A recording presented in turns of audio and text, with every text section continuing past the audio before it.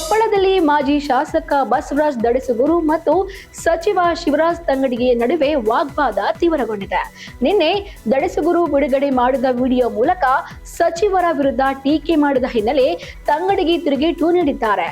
ಸಿದ್ದರಾಮೇಶ್ವರ ಜಾತ್ರೆ ಹಾಗೂ ಜಯಂತಿ ಸಂದರ್ಭದಲ್ಲಿ ದೇಣಿಗೆ ಕೇಳಿದವರೊಂದಿಗೆ ಆತ್ಮೀಯವಾಗಿ ಮಾತನಾಡಿದ್ದೇನೆ. ಕೆಲವೊಂದು ಮಾತುಗಳಲ್ಲಿ ಕೋಪ ವ್ಯಕ್ತಪಡಿಸಿದ್ದೇನೆ ಎಂದು ಸಚಿವರು ಸ್ಪಷ್ಟನೆ ನೀಡಿದ್ದಾರೆ. ಆದರೆ ದಡಸಗೂರು ಇದನ್ನು ಅಧಿಕಾರದ ಅಹಂಕಾರ ಎಂದು ಆರೋಪಿಸಿ ಕ್ಷೇತ್ರದಲ್ಲಿ ದೌರ್ಜನ್ಯ ಹೆಚ್ಚುತ್ತಿದೆ ಎಂದು ಟೀಕಿಸಿದ್ದಾರೆ. ತಂಗಡಗಿ ದಡಸಗೂರು ಉದ್ದಟತನ ಮಾಡುತ್ತಿದ್ದಾರೆ, ಕ್ಷೇತ್ರದ ಜನರಿಗೆ ಅವರ ನಾಟಕ ಗೊತ್ತಿದೆ ಎಂದು ವಾಗ್ದಾಳಿ ನಡೆಸಿದ್ದಾರೆ. ಮುಂದಿನ ಚುನಾವಣೆ ವೇಳೆ ಜನರು ತಕ್ಕ ಉತ್ತರ ನೀಡುತ್ತಾರೆ ಎಂದು ಸಚಿವರು ಸ್ಪಷ್ಟಪಡಿಸಿದ್ದಾರೆ. ತುಮಕೂರು ಜಿಲ್ಲೆಯ ಮಧುಗಿರಿಯಲ್ಲಿ ಮಾಜಿ ಸಚಿವ ಕೆನ್ ರಾಜಣ್ಣ ಅವರು ಮತ್ತೆ ದಲಿತ ಮುಖ್ಯಮಂತ್ರಿಯ ಕುರಿತು ಮಾತನಾಡಿದ್ದಾರೆ. ದಲಿತರು ಸಿಎಂ ಆಗಬಾರದೆ, ಕಾಂಗ್ರೆಸ್ ಪಕ್ಷದಲ್ಲಿ ಎಲ್ಲ ಸಮುದಾಯದವರಿಗೂ ಅವಕಾಶ ಸಿಕ್ಕಿದೆ, ನ್ಯಾಯ ದೊರಕಿದೆ.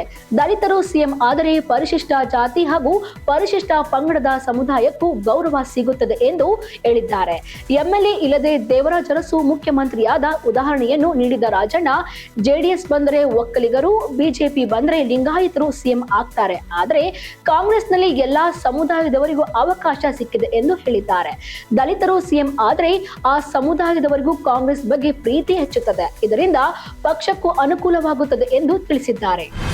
ತುಮಕೂರು ಗ್ರಾಮಾಂತರದಲ್ಲಿ ಫೆರಿಫೆರಲ್ ರಿಂಗ್ ರಸ್ತೆ ಯೋಜನೆ ವಿರುದ್ಧ ಮಾಜಿ ಶಾಸಕ ಡಿಸಿ ಗೌರಿಶಂಕರ್ ಆಕ್ರೋಶ ವ್ಯಕ್ತಪಡಿಸಿದ್ದಾರೆ. ನಂದಿಹಳ್ಳಿಯಿಂದ ವಸಂತ ನರಸಾಪುರವರೆಗೆ ರಸ್ತೆ ನಿರ್ಮಾಣಕ್ಕೆ ಮುಂದಾಗಿರುವ ಯೋಜನೆಯಿಂದ 600 ರಿಂದ 700 ಎಕರೆ ರೈತರ ಜಮೀನು ಕಳೆದುಕೊಳ್ಳುವ ಭೀತಿ ಇದೆ ಎಂದು ತಿಳಿಸಿದ್ದಾರೆ. ಈ ಯೋಜನೆ ರೈತರ ಜೀವನದ ಜೊತೆ ಚೆಲ್ಲಾಟವಾಗಿದ್ದು, ರಿಯಲ್ ಎಸ್ಟೇಟ್ ಕುಳಗಳಿಗೆ ಅನುಕೂಲ ಮಾಡಿಕೊಡಲು ರಸ್ತೆ ನಿರ್ಮಾಣ ಮಾಡಲಾಗುತ್ತಿದೆ ಎಂದು ಆರೋಪಿಸಿದ್ದಾರೆ. ರೈತರ ಮತ ಪಡೆದಿರುವ ಕೇಂದ್ರ ಸಚಿವ ಸೋಮಣ್ಣ ಮತ್ತು ಶಾಸಕ ಸುರೇಶ್ ಗೌಡ ಅವರು ರೈತರ ಋಣ ತೀರಿಸಬೇಕೆಂದು ಅವರು ಒತ್ತಾಯಿಸಿದ್ದಾರೆ. ಅನಗತ್ಯ ಯೋಜನೆ ಕೈಬಿಡಲು ಮನವಿ ಮಾಡುತ್ತೇನೆ ಎಂದು ವಡ್ಡರಹಳ್ಳಿಯಲ್ಲಿ ನಡೆದ ಸಭೆಯಲ್ಲಿ ಗೌರಿಶಂಕರ್ ಸ್ಪಷ್ಟಪಡಿಸಿದ್ದಾರೆ. ನಿನ್ನೆ ಮಧ್ಯಾಹ್ನ ಆನೇಕಲ್ ಮಿರ್ಜಾ ರಸ್ತೆಯಲ್ಲಿ ನಡೆದ ಅಪಘಾತದಲ್ಲಿ ಕಾರು ಚಾಲಕ ಅಜಾಗರೂಕತೆಯಿಂದ ಮತ್ತು ಅತಿ ವೇಗವೇ ಕಾರಣವಾಗಿದೆ. ಕಾರಿನಲ್ಲಿ 6 ಜನ ಇದ್ದರೆಂದು ಹೇಳಲಾಗಿದ್ದು, ಚಾಲಕ ನಿಯಂತ್ರಣ ತಪ್ಪಿ ರಸ್ತೆ ಬದಿಯಲ್ಲಿ ನಿಲ್ಲಿಸಿದ ದ್ವಿಚಕ್ರ ವಾಹನಗಳಿಗೆ ಡಿಕ್ಕಿ ಹೊಡೆದಿದ್ದಾನೆ. ಅಡ್ಡಾದಿಡ್ಡಿ ಚಾಲನೆಯಿಂದ ಸಂಭವಿಸಿದ ಈ ಘಟನೆ ಸ್ಥಳೀಯ ಸಿಸಿಟಿವಿಯಲ್ಲಿ ಸೆರೆ ಸಿಕ್ಕಿದ್ದು, ಸುಮಾರು ಮಧ್ಯಾಹ್ನ 2:50 ಸುಮಾರಿಗೆ ನಡೆದ ಈ ಅಪಘಾತವು ಅತಿ ವೇಗದ ಅಪಾಯವನ್ನು ಮತ್ತೊಮ್ಮೆ ನೆನಪಿಸಿದೆ. ಹಾಸನದಲ್ಲಿ ಪತಿ ಪತ್ನಿ ಬೀದಿ ರಂಪಾಟ ಪ್ರಕರಣಕ್ಕೆ ಹೊಸ ತಿರುವು ಸಿಕ್ಕಿದೆ. ಪತಿ ಮಹಮ್ಮದ್ ಉಮೇರ್ ಮತ್ತೊಬ್ಬ ಮಹಿಳೆಯ ಜೊತೆಗಿನ ವಿಡಿಯೋ ಸೋಷಿಯಲ್ ಮೀಡಿಯಾದಲ್ಲಿ ವೈರಲ್ ಆಗಿದ್ದು, ಇದರಿಂದ ಪ್ರಕರಣ ಮತ್ತಷ್ಟು ಚರ್ಚೆಗೆ ಕಾರಣವಾಗಿದೆ. ಈ ಮೊದಲು ಪತ್ನಿ ನಿಧಾ ಮನೆಯೊಳಗೆ ನುಗ್ಗಲು ಗೋಡೆ ಹತ್ತಿದ ದೃಶ್ಯ ಸಿಸಿಟಿವಿಯಲ್ಲಿ ಸೆರೆಯಾಗಿತ್ತು. ನಂತರ ಕಿರುಕುಳ ಆರೋಪ, ಒಂದಾಗುವೆ ಎಂಬ ಬೇಡಿಕೆ ಹಾಗೂ 50 ಲಕ್ಷ ರೂಪಾಯಿಗಳ ಡಿಮ್ಯಾಂಡ್ ಆರೋಪ ಈ ಎಲ್ಲಾ ಘಟನೆಗೆ ತೀವ್ರತೆ ನೀಡಿದೆ. ಈಗ ಉಮೇರ್ ಮತ್ತೊಬ್ಬಳ ಜೊತೆ ಮೋಜು ಮಸ್ತಿ ಮಾಡುತ್ತಿರುವ ವಿಡಿಯೋ ಹೊರಬಂದಿರುವುದರಿಂದ ಪತಿ ಪತ್ನಿ ನಡುವಿನ ಕಲಹಕ್ಕೆ ಹೊಸ ತಿರುವು ಸಿಕ್ಕಿದೆ.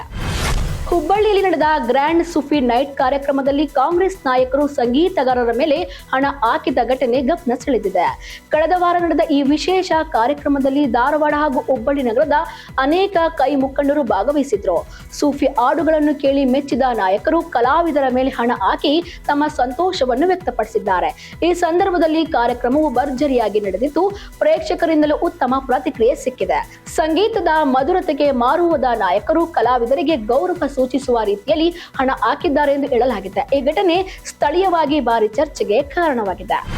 ಕೊಪ್ಪಳ ಜಿಲ್ಲೆಯ ಉಲಿಗಿ ಗ್ರಾಮದ ಆರಾಧ್ಯ ದೇವಿ ಉಲಿಗಮ್ಮ ದೇವಿ ಉಂಡೆ ಎಣಿಕೆಯಲ್ಲಿ ಈ ಬಾರಿ ಭಕ್ತರ ಕಾಣಿಕೆ ಮತ್ತೆ 1 ಕೋಟಿ ರೂಪಾಯಿಯನ್ನು ದಾಟಿದೆ.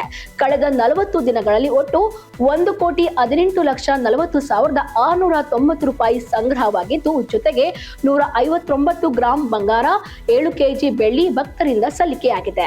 ಎಣಿಕೆಯಲ್ಲಿ ವಿದೇಶಿ ನೋಟು ಹಾಗೂ ವಿಚಿತ್ರ ಹರಕೆಯ ಪತ್ರವು ಪತ್ತೆಯಾಗಿದೆ.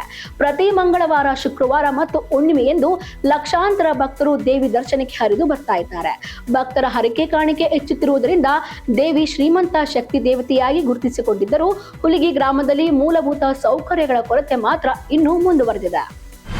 ತೀರ್ಥಹಳ್ಳಿ ಪಟ್ಟಣದ ಸಮೀಪ ಬಾಳೆಬೈಲಿನ ಸಿದ್ದೇಶ್ವರ ಗುಡ್ಡದಲ್ಲಿ ಮಧ್ಯಾಹ್ನ ಏಕಾಏಕಿ ಬೆಂಕಿ ಹತ್ತಿಕೊಂಡಿದೆ.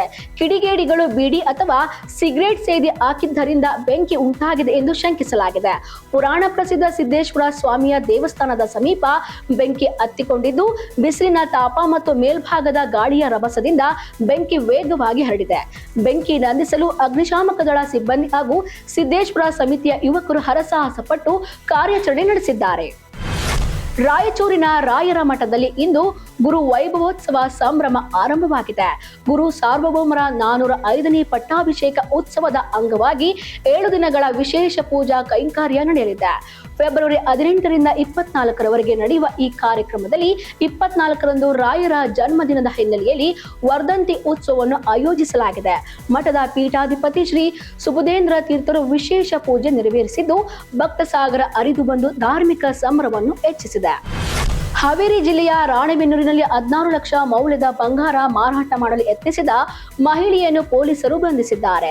ಹುಬ್ಬಳ್ಳಿ ಮೂಲದ ಶ್ರೀದೇವಿ ಸಂಜೀವ ಕಟೆಕಾರ ಎಂಬ ಮಹಿಳೆ ಸುಮಾರು 236 ಗ್ರಾಂ ಚಿನ್ನವನ್ನು ಮಾರಾಟಕ್ಕೆ ತಂದಿದ್ದಾಳೆ. ಈ ಬಂಗಾರವು ಕಳ್ಳತನ ಮಾಡಲ್ಪಟ್ಟಿದ್ದೆಂದು ತಿಳಿದು ಬಂದಿದ್ದು, ಗೋಲ್ಡ್ ಕಂಪನಿಯ ಸಿಬ್ಬಂದಿಗೆ ಅನುಮಾನ ಬಂದು ಅವರು ಪೊಲೀಸರಿಗೆ ಮಾಹಿತಿ ನೀಡಿದ್ದಾರೆ. ನಂತರ ರಾಣೆಬೆನ್ನೂರು ನಗರ ಪೊಲೀಸರು ತಕ್ಷಣ ಸ್ಥಳಕ್ಕೆ ಧಾವಿಸಿ ಮಹಿಳೆಯನ್ನು ಬಂಧಿಸಿದ್ದಾರೆ. ಇನ್ನು ಈ ಪ್ರಕರಣ ಕುರಿತು ತನಿಖೆ ಆರಂಭವಾಗಿದೆ.